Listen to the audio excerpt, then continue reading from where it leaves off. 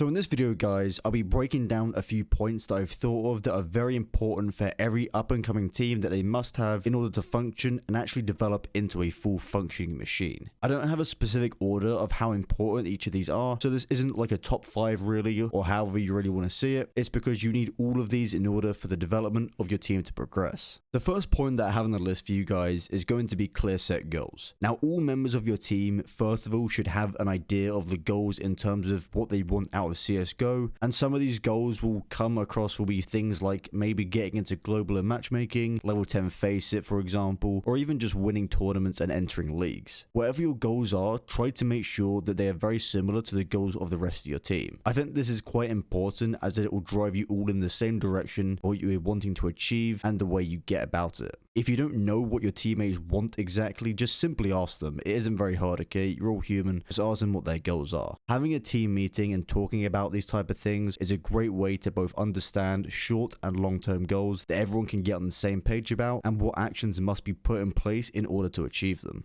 The second point that I'll be talking about guys will be respect and trust for all members of the team. When you don't have respect and trust within a team, this will cause many different issues, creating arguments over things that shouldn't really start one in the first place and simply don't really matter. Being able to trust every member of your team to do the right thing will bring everyone on the same page in many different situations and rounds through executes or even what the IGL is calling, for example. If the IGL is calling something and you have players on the team who just simply don't trust the IGL's call and won't go along with it in the first place, this can create many issues, making it much harder to develop and actually know where you guys stand as a team and where you can improve in. Moving on to my third point now guys, it will be being able to take criticism. Okay, this links back with the second point on respect and trust with your other teammates. Being able to take what your teammates say, be a positive reflection instead of a negative one, is very important. So the best way is to not get offended by what they say and don't take it personally, okay? It is all for personal development. This comes down to having big egos and players thinking that they're better than other teammates. This can just simply really get in the way of development of teams. For you to become a great person in being able to develop your skill to a much higher level, it really does come down to being able to take this criticism well and push that ego aside. Carrigan has even said on a HLTV Confirmed podcast about 2 years ago now, I believe it is, that many lower level teams are making mistakes by not taking advice from people that are around them, and it is preventing them to get to this next level in their player development. If you have players on your team who have this giant ego, it will really create this wall of development within your entire team and it will reflect on everyone else. I personally suggest just getting rid of that player in the team as fast as you can, because it is simply just a waste of time and won't create the progress you are wanting to achieve.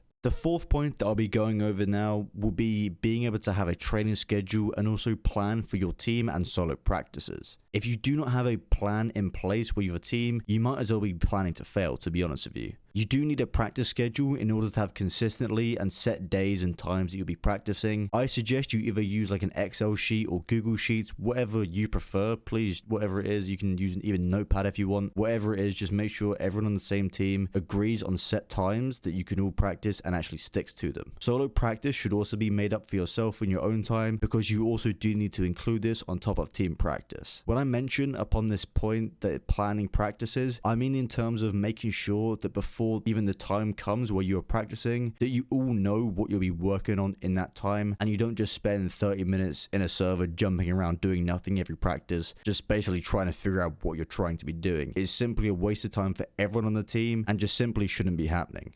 For my last point here guys, for my top 5, it will be the leadership and management. Having a very confident and positive leader in a team is a great thing for your team environment to have. You will need to have this person who can take charge and also take responsibility for everything that's going on. I would suggest no more than 3 players in any team giving ideas across, because when it comes to more than that, it seems to start to become a little bit of a problem. So when you are thinking of tactics or defaults or just simple any setup really, I would say just a maximum of 3 players participating in that, or the other 2 players are just simply listening and agreeing. Having a maximum of 2 players in game making calls while still having a main IGL is also very important. Problem solving and developing becomes much easier when you have multiple people working on it at the same time, so I suggest you do that if other players are wanting to take up that role. If you also have access to a coach, please do take it, okay? I strongly suggest you get one if you have the opportunity to, because there are actually many coaches even out there looking to do it just for free to gain some experience in that field. So please get a coach if you can. And the reason coaches are so great is because their opinions are sort of non-biased in a way, because they're not playing in the game. So they'll sort of have like this neutral ground where it comes to looking at everything from the team perspective of what they're doing.